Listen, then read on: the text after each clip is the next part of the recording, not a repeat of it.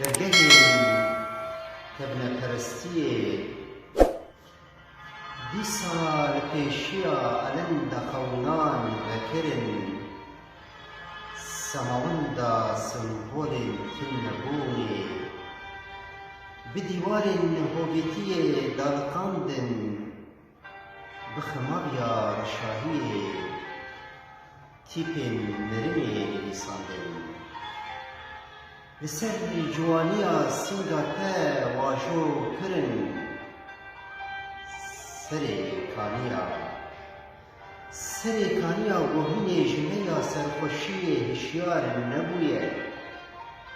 Vaye dîsa peya li axîn û keseran bi ser bejna tey spîndar dakirin.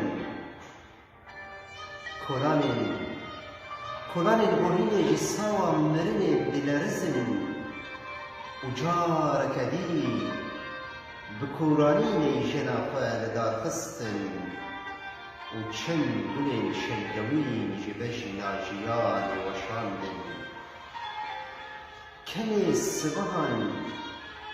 sibahan ji ser rêvên mendaran ve mirandin ta kengî tê wilo binî ji rîda bahozên payîzê li deşta beyarên te diye govendê de sema dikin û çîroka te bûye afsane.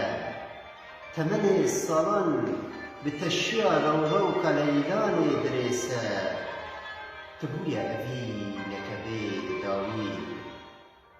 Evîna gonîroj bi dilopên xwînê ji bindigên firiştiyên dojehê tê vejandin. Belê dilrevînê bêçend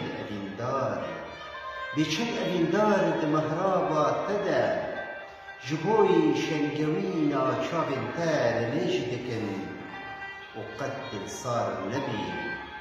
Dilgirtiyên te nabin feda ji eşqa te. Wê bimînin li hengê pêvejoya peyama vekirî wê destarên jiyanê bigerînin û çîrayên dîndariyê di zayîna serxwebûnê de wê bêxînin.